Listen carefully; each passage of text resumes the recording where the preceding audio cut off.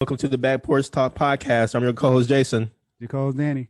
And fans, we have an outstanding show for you today. We're going to talk a little bit about the NFL, our reaction to the NFL draft. And boy, that's going to be a doozy. The NBA, a little talk about the NBA. Then we have an interesting trading card scenario. But first, Danny, let's get right to it. The NFL, there's a whole lot happening and a whole lot that has happened. The NFL draft happened, and right before the NFL draft started, there were breaking news about Aaron Rodgers, quarterback of the Green Bay Packers, indicating that he no longer wants to play with the Packers.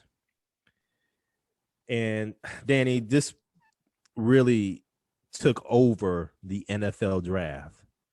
That was what everybody was talking about on that day, during the draft, throughout the entire weekend of the draft, and even after the draft. We're totally after the draft right now, and man, they are still talking about it. And it's just really interesting at how all of this played out. But before we get into the Aaron Rodgers drama, the Aaron Rodgers and Green Bay Packers saga, let's just get into the NFL draft, man. I mean, man, this was this really interesting draft. I think everybody knew who was going to go number one. I don't think there was any really doubt about that. And where the Jacksonville Jaguars just went ahead and got their quarterback. And Danny, let me just say, I think the Jaguars couldn't go wrong here. They couldn't go wrong here, man. I mean, Trevor Lawrence is an outstanding quarterback. When we first saw him playing for Clemson the very first year, everybody in America knew, oh, he's going to be number one. Yep. And truth be told, he could have honestly have come out after playing 1 year at Clemson. And I think it's going to be really interesting to see how he translates to the NFL, how Jacksonville, with their new head coach, Urban Meyer, translating into the NFL, and just how really Jaguars are really going to, in a sense, change. I think the Jaguars have actually fired their recruiting or scouting staff on today, and they're making some changes, making some turnover. We'll see what happens. But Trevor Lawrence goes number one. There was no doubt about it. And then followed by Zach Wilson, the quarterback out of BYU, going to the New York Jets. And then Trey Lance. That's where I believe the draft really started. The San Francisco 49ers going for Trey Lance, the quarterback out of North Dakota State. And then Kyle Pitts going to your Atlanta Falcons. Yes. And we'll just go with Jamar Chase. This is round up the top five here. Jamar Chase, wide receiver out of LSU, going to the Cincinnati Bengals. And so, man, this was just interesting. To me, the draft really started at pick number 3. And at that point in time, it just kind of went on from there. I was happy to see fans in attendance. Man. It was jam-packed, Danny. It was hype. And it was good to see it. I really hope that everyone is safe, was safe during that time, is safe now. I would really hope that. And, man, this was just really interesting to witness, Danny. What are your thoughts about the NFL draft? Yeah, Jay, seeing Trey Lance get picked, that, like you said, set the tone, because I had this feeling with Justin Fields in our last show. I thought he would be the one that Atlanta would pick. But Trey Lance getting picked, that I thought we were going Justin Fields actually instead of Kyle Pitts, but Kyle Pitts makes Mhm. sense. Great pick. Couldn't go wrong with him. The surprising one was Jamar Chase. And you sent me a comment about how much pull Joe Burrow must have in Cincinnati to get his Well, boy instead of them taking Penny Sewell. I thought for sure they would take Penny Sewell. So, uh, but for that top five, I thought Atlanta did what they needed to do, man. They had to get Kyle Pitts, especially in the cap situation they're in. And in case they need to trade Julio Jones, they have that out there where they have someone in on a rookie contract that can step in. And I'm going to call it like it is, man. Kyle Pitts is a receiver. He's labeled as a tight end, but mm-hmm. he's made like a receiver. Speed, Mm-hmm. he's not the blocking type. So I look at him more as a wide receiver.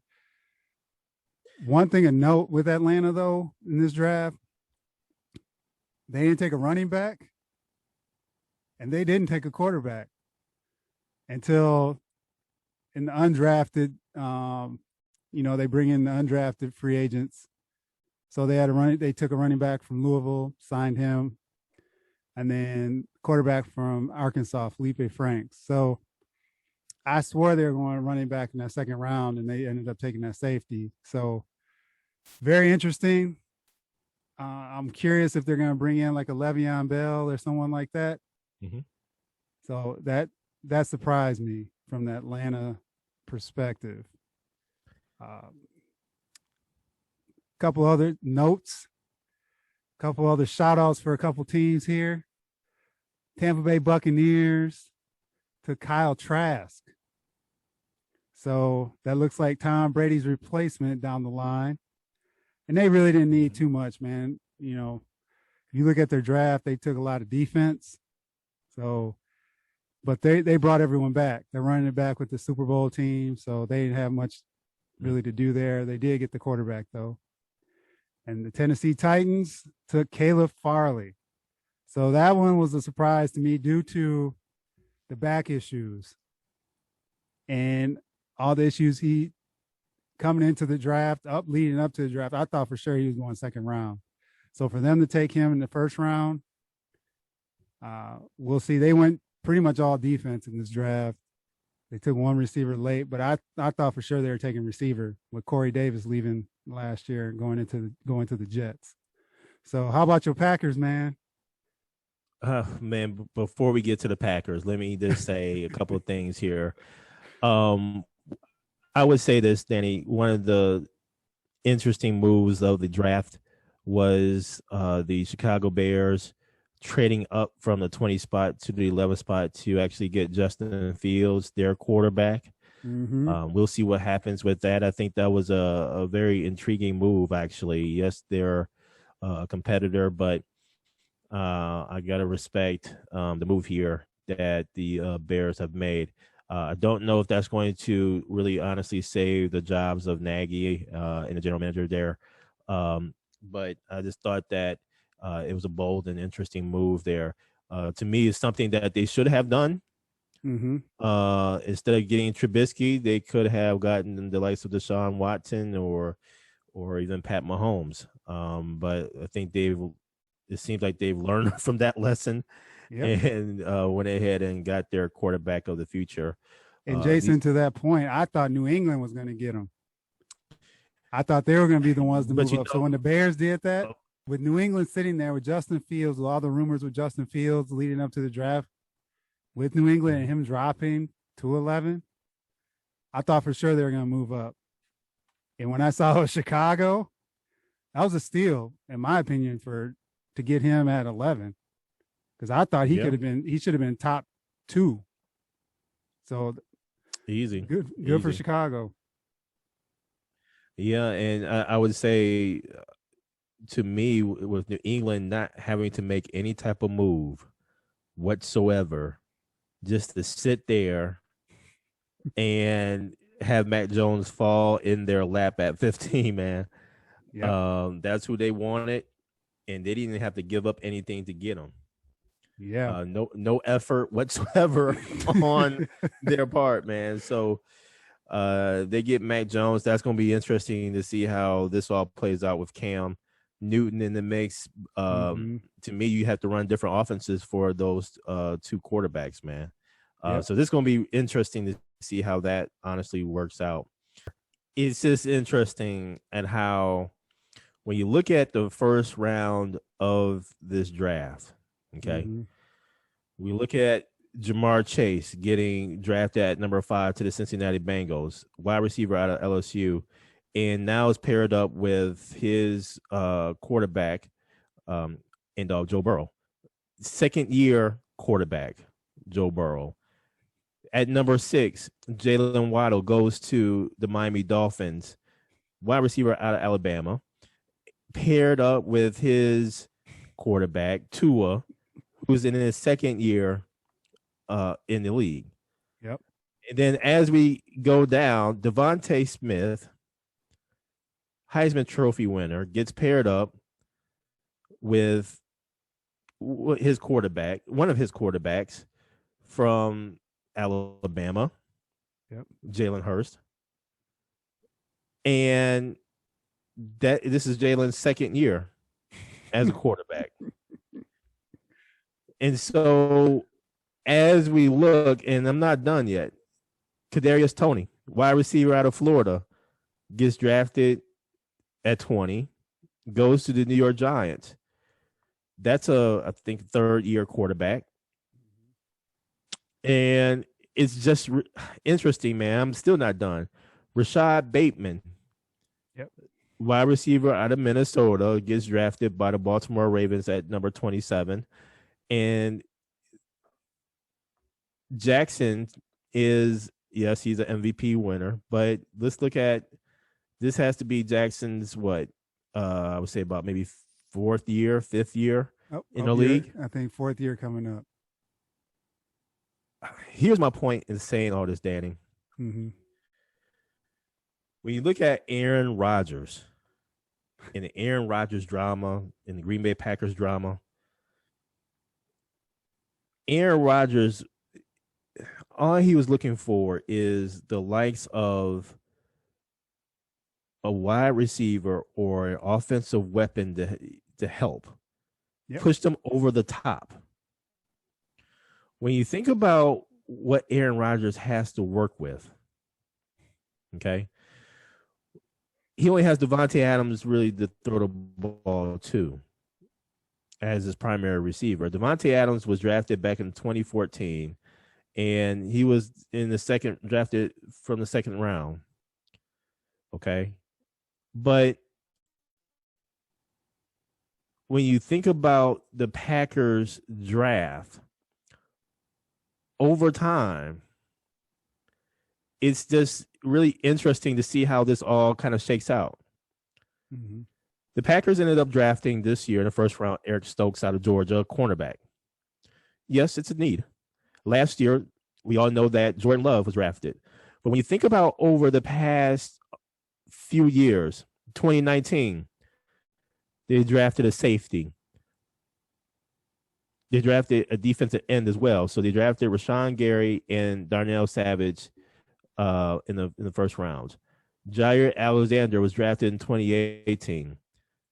My point in saying this is that in the first round, since Aaron Rodgers has been drafted, we're only talking about 2 offensive tackles being selected. And you mean to tell me Aaron Rodgers, a 3-time MVP, Super Bowl MVP, coming off of an MVP season,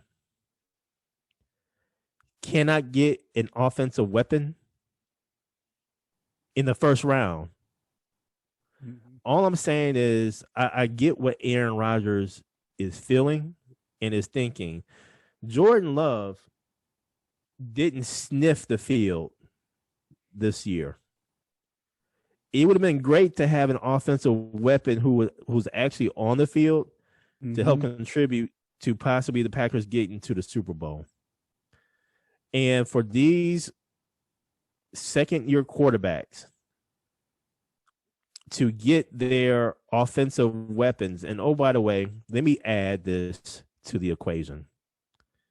Because in this year's draft at 25, the Jacksonville Jaguars received or selected Travis Etienne, the running back from Clemson. So here you have Trevor Lawrence, the quarterback from Clemson, being drafted at number 1. And he hasn't even sniffed the field for the Jacksonville Jaguars. He hasn't even taken a snap for the Jacksonville Jaguars. But yet he has his star running back in his backfield. Make that make sense. Not only that with Aaron Rodgers, but also when you think about the contract, he's just coming off of an MVP season, and he has witnessed Tom Brady leaving New England to go to the Tampa Bay Buccaneers, and Tom Brady getting his weapons and ultimately beating my squad. But really, it's more about Tom Brady's influence in the organization and getting the players that Tom Brady wants. Yep. It's just really baffling. In the contract, I can see Aaron Rodgers saying, I don't want no contract renegotiate. I want a contract extension. Give me an extension. I still have years left to play. So give me an extension. So I don't know, Danny. This is just really intriguing, man. This drama, this saga between Aaron Rodgers and the Green Bay Packers is going to continue to happen. But I have to say this though, too, Danny. And this is facts here. So the Green Bay Packers over time, when they have selected their wide receiver, I'm going to give you the rounds that they have selected the wide receiver. Okay. Amari Rodgers was selected this year in this year's draft in the 3rd round. Okay. We'll see how that goes. But when you look at wide receivers most recently drafted by the Packers, and I'll even go to the tight end. So tight end last year was Josiah Desira. I don't think he sniffed the field, quite honestly. And he was drafted in the 3rd round. My point is this, man. For all those who are saying Aaron Rodgers is griping or being weak, whatever the case may be, hey, man, look what he's had to work with. And let's just be real. He hasn't been able to work with much from an offensive weapon standpoint since he had the all-star squad with Jordy Nelson, with Greg Jennings, that crew, the Super Bowl crew. And ever since then, I mean, they've obviously matriculated out, but the Packers never restocked and reloaded. So I can see and understand the frustration about Aaron Rodgers. I believe Aaron Rodgers is done in Green Bay. There were reports today from John Kuhn, the former Packers fullback, that Aaron Rodgers may be coming back. He's just trying to feel things through, figure it out. It may be just a stalemate between the GM and Aaron Rodgers. I think Aaron Rodgers is done, man. I think he's done. So we'll see what happens, man. I think honestly, Aaron Rodgers deserves better from an organization. I really do. For that type of talent, we need to put the pieces around them. So, and he needs to have a little bit more say, a little bit more influence. This is today's game, man. This is not back in the day when you just go out there and play. especially a quarterback of his significance and his prominence. We're talking about a 3-time MVP. So I think he's done, man.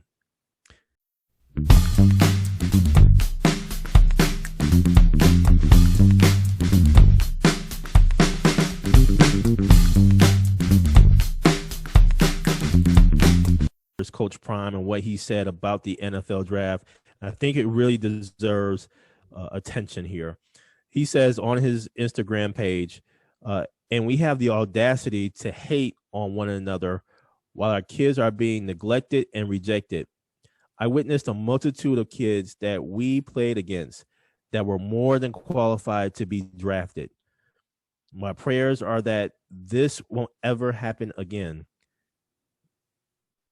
And so it's a travesty, man, Danny, in my opinion, that there were no players drafted from historically black colleges and universities. It happens year after year. Fortunately enough, there is an HBCU combine. It did take place this go around this year, and where I'll say about 45 or so players participated. Yep. And there were some fascinating results to note here. I really think the NFL is really missing out here. I just don't understand why they're not fully engaged here. But let me just say, according to The Athletic, there were some standout results here. One result, Marcus Williams, wide receiver from my university, my beloved alma mater, Florida A&M University. He went through the combine, HBCU combine, and man, he ran an electric 40 time of 4.47. A vertical jump of 32 inches and a 9-foot 10-inch broad jump. In the MEAC, Mid-Eastern Athletic Conference, we did not play this year due to COVID reasons. But when you look at his times in the 3-cone time, which was 6.97, and he had a 4.20 short shuttle. The 3-cone time was good for the 5th rank amongst receivers at the 2020 NFL Scouting Combine, just to compare here, right? And there's some other outstanding results here from other students. Keon Smith, according to The Athletic, offensive lineman from Fayetteville State. Then you had, some other measurements here from Jimmy Robinson, wide receiver, running back from Bethune-Cookman, Mac McCain, cornerback, North Carolina A&T, and then Ian McBurrow, linebacker from Morgan State. Here's my point, Danny. Coach Prime has it right. He's brought a lot of film of players within his conference, outside his conference, opponents, whatever the case may be, even in his first year. The point is, you have some excellent quality students at HBCUs, student athletes who are not getting the recognition and not getting the exposure that they deserve. And the HBCU Combine gives it to them. At the same token, the NFL has to really look at things and look at the tape and be conscious. I mean, when you think about, and sorry, I kind of ramble here, Danny, but when you think about those who were drafted in the top 5 in this NFL draft, Danny, let me just say, Trey Lance, the quarterback drafted at number 3 for the San Francisco 49ers, he didn't play this season. All I'm saying is we got to be fair here, man. And not only that, we're talking about a wealth gap. Just as you have some great quality student athletes who can play in the NFL, who happens to attend HBCUs, and they're not getting drafted. And then you have similar student athletes at other colleges, in other divisions, and other conferences getting drafted, and they're getting multi-millions of dollars. That increases the wealth gap, in my opinion.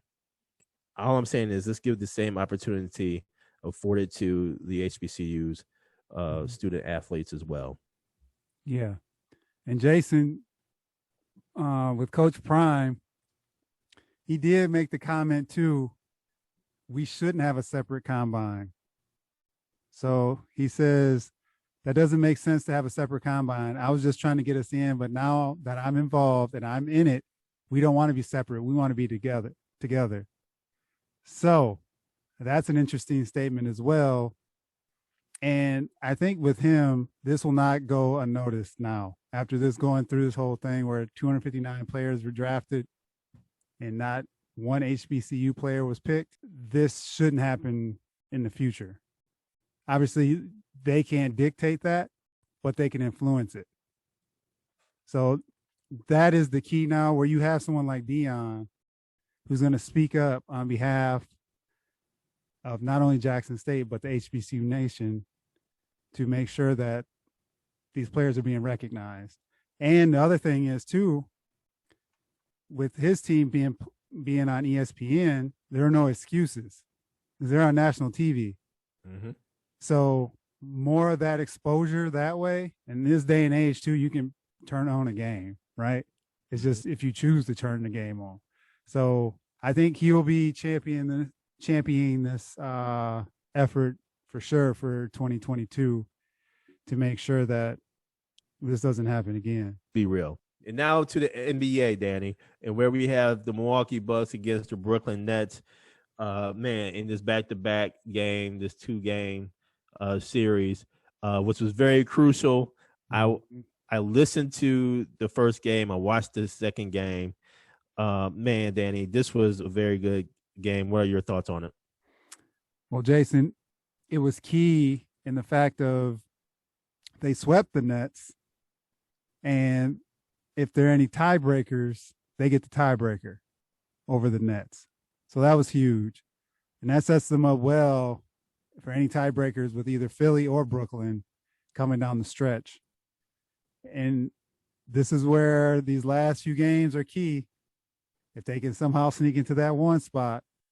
But this propelled them. Without Harden, they're a different team. So it's hard to gauge as we're looking towards the playoffs, how you really measure against them. But like I've said in the past, this is a golden opportunity for Milwaukee from a playoff perspective to take advantage of the Brooklyn Nets, because Harden's not coming back to the playoffs. He's coming back off a hamstring injury at that. So you don't know if he tweaks it. Is he going to be out for the rest of the playoffs? So Brooklyn did let Giannis do his thing. And the Bryn Forbes of the world and the Dante DiVincenzo stepped up in those games. So that was huge for them. So I think going into the playoffs, this is a great momentum builder. And KD made the comment, continuity is a big thing in this league.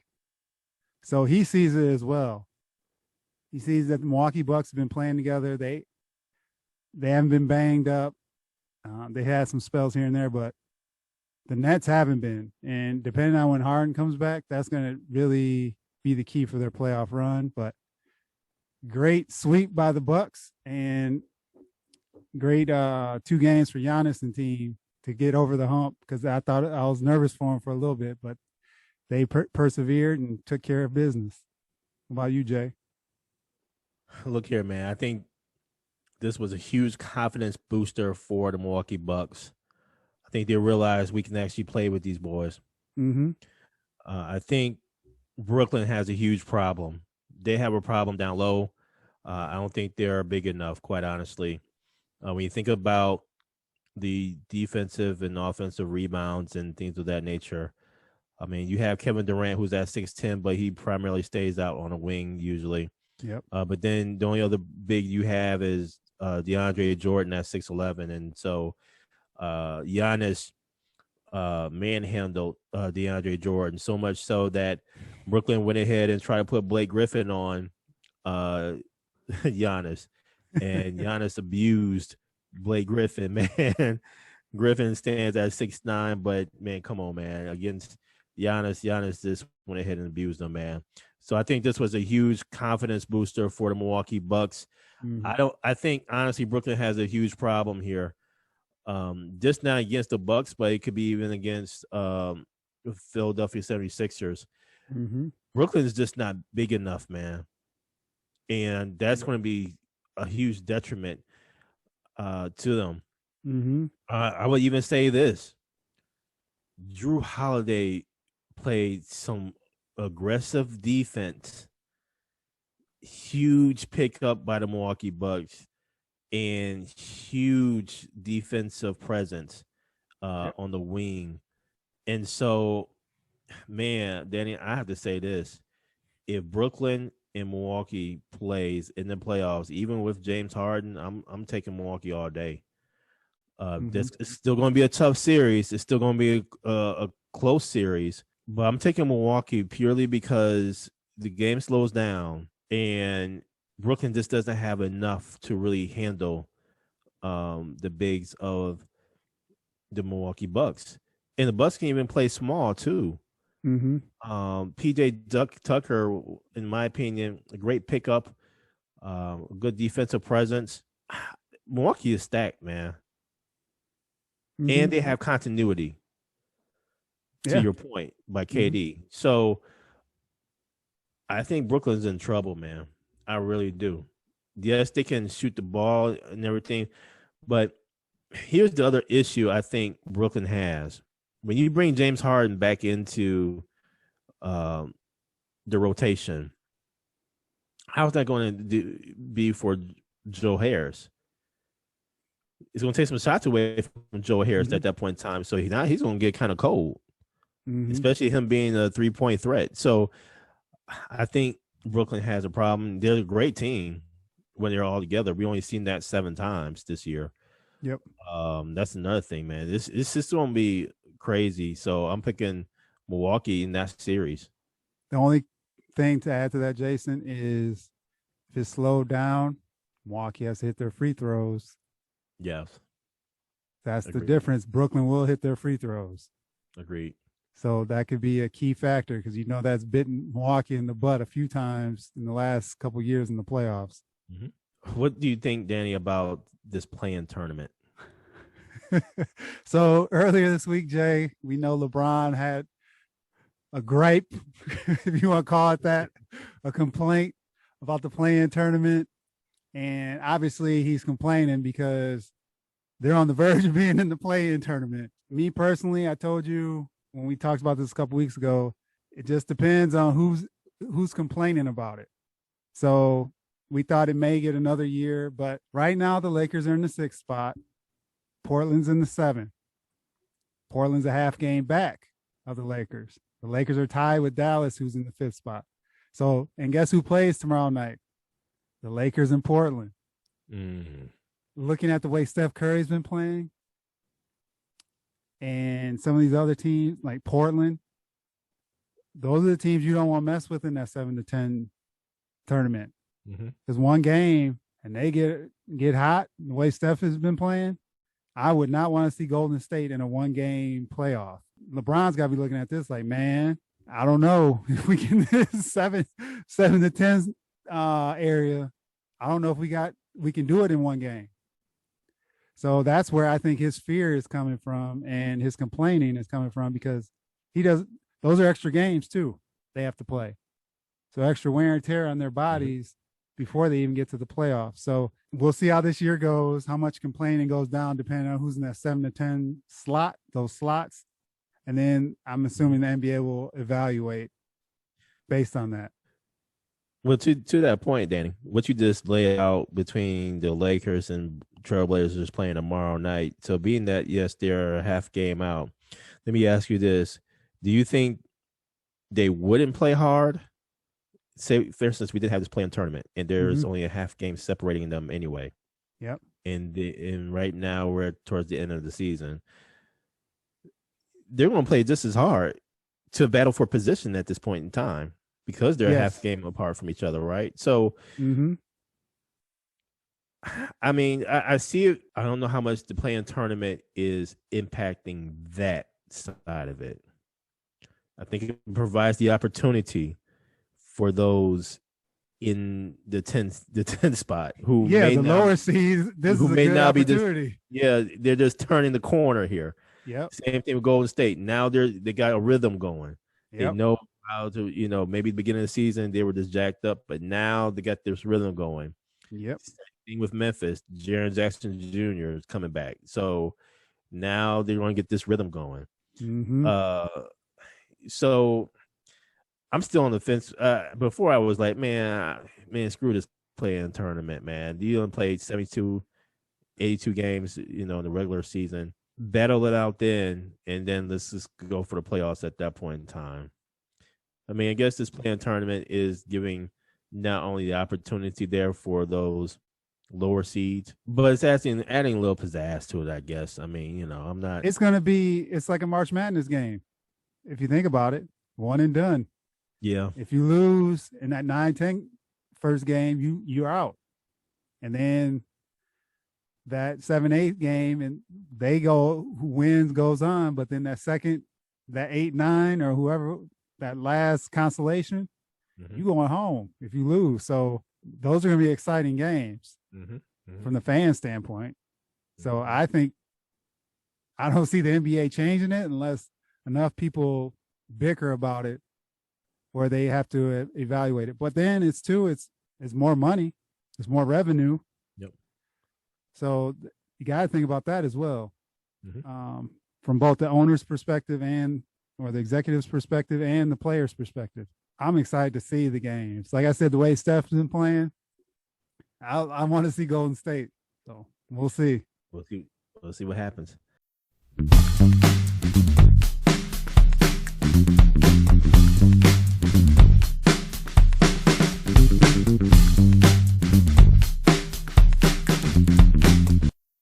And now to our trading card scenario. Danny, what we got? So our trading card scenario tonight is Kyle Pitts 2021 Panini NFL Instant Draft rookie card for Tony Gonzalez's 1998 Topps rookie card. Couple quick bios. Not a long bio for Kyle Pitts. Number 4 pick by the Atlanta Falcons out of the University of Florida. His collegiate stats were 100 receptions, 1,492 yards, and 18 touchdowns over 3 years. Tony Gonzalez was the number 13 pick out of the University of California in the 1997 draft by the Kansas City Chiefs. 17-year career, 1,325 receptions, 15,000 yards, 111 touchdowns, 14-time Pro Bowler, 6-time All-Pro, Hall of Famer, no Super Bowls. So, Jason, who do you want in your portfolio? Danny, this was a tough one, man. You laid it out so very well. I'm looking at Pitt and looking at what his pro day was, his measurables. Man, he was timed at 4.44 in the 40. You talk about floating. Come on, man. We talking about a tight end who's really a receiver. What's going to be interesting, let me just add this real quickly, Danny. What's going to be interesting in Kyle Pitts' career is going to be really how does he get his money? Yep. Is he going to get his money as a wide receiver and what they get paid, or is he going to get his money as a tight end? And so it's going to be really intriguing to see, honestly, where he lines up. Yep. Because he can always make the argument, I lined up so many times, as a receiver versus that of a tight end. Man, he's going to be a huge mismatch problem. Yes. Tony Gonzalez was a mismatch problem. Yes. But Tony Gonzalez sure wasn't as fast as a Kyle Pitts, because looking at Tony Gonzalez's NFL Combine stats, this is unofficial. I want to say he ran a 4.83 40. But he was a basketball player, so he had the hops. He used that to his advantage, and for a Hall of Fame career. This is a tough one, man, because Tony Gonzalez really kind of started the trend of how the new age tight end plays. Mm-hmm. He said, man, 14-time Pro Bowl, 6-time All Pro. But just as Tony Gonzalez is a trendsetter, Mm-hmm. so is Kyle Pitts. There's going to be a lot more. Kyle Pitts may be one of a kind, man, moving forward. I mean, to have somebody who's 6'5", 6'6", running a 4.44 40, it's gonna be hard to come by. Danny, this is a tough one, man. This is a lot tougher than I thought, because in my portfolio, I have some awesome people and athletes, but I'm going to have to go Kyle Pitts on this. Man, because the possibilities that he has, and I'm not saying that he is going to get the numbers or the accolades like Tony Gonzalez. Mm-hmm. One thing that he may get that Tony Gonzalez does not have is a Super Bowl ring. Yep. And he could be effective in that game. So I'm going off of potential, and I'm going with Kyle Pitts. Who you got? Wow. Compelling argument, Jason. Very compelling. And I'm also torn, since Tony Gonzalez did play the tail end of his career in Atlanta. And I observed them below that lead against San Francisco, where they're up 24-7, heading in the second half. And they just couldn't get it done.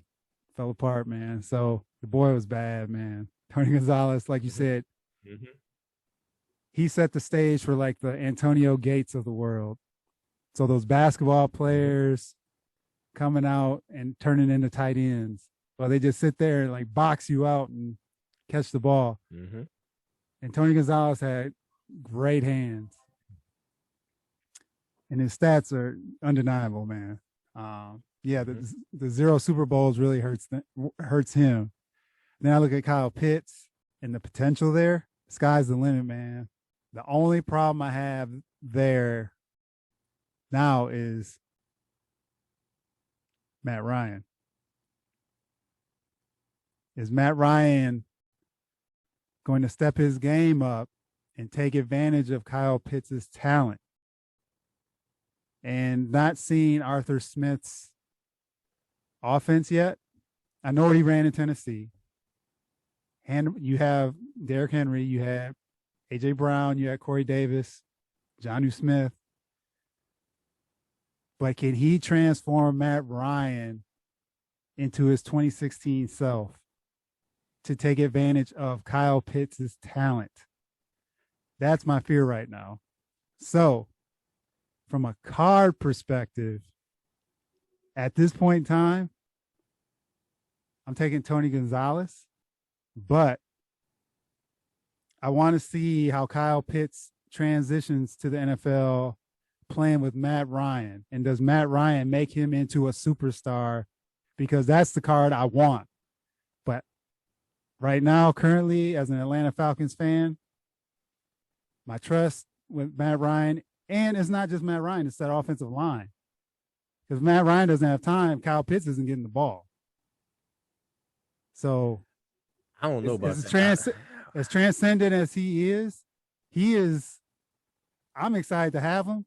But Matt Ryan, one, doesn't have time to throw the ball because his offensive line is struggling.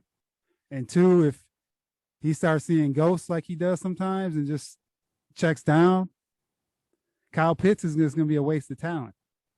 So I'm hoping they use him the right way. And then I'm coming back to you in this trading card scenario, and I might throw you a little something else with Tony Gonzalez to get Kyle Pitts from you. So, hey man, look here. I'll say this, man. Matt Ryan only has 2 more years left on his contract. He has 3, but they can get out of it starting next year, after next year. Yeah. But they're more or less committed to him the next 2 years just due to the amount of money for dead cap space.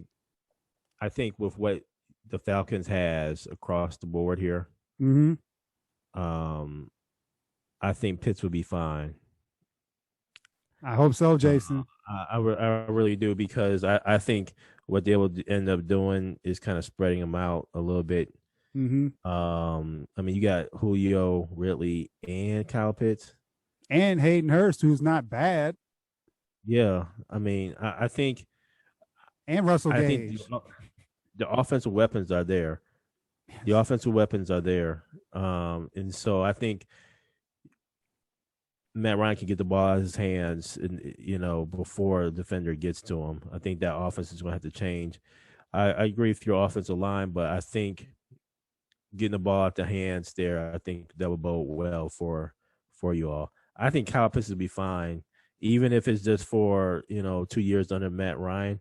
Mm-hmm. I think him with the Atlanta Falcons would be huge, and I agree. And I think, honestly, I believe that me getting this Kyle Pitts, I ain't trading it away. Well, I'm gonna come at you with something. I'm gonna negotiate. We're gonna wheel and deal like the back porch, like we really do. Hey, look here, man. You have to come strong on this one. This ain't gonna be no Phoenix Dembo type deal. This gonna be.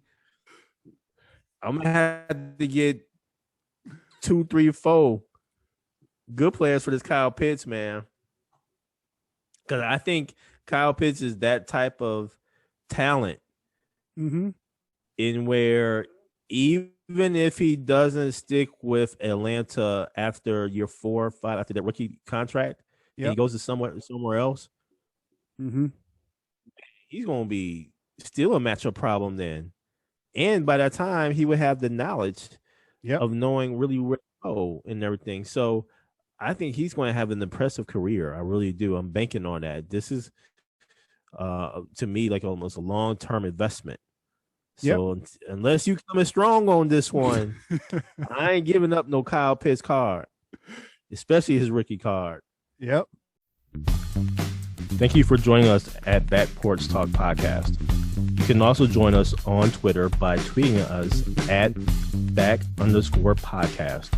For more information, you can go to our website, which is backporchtalkpodcast.com. You can also email us at backporchtalkpodcast@gmail.com. Again, thank you for joining us, and remember that there's enough hate in the world, so go ahead and spread a little love.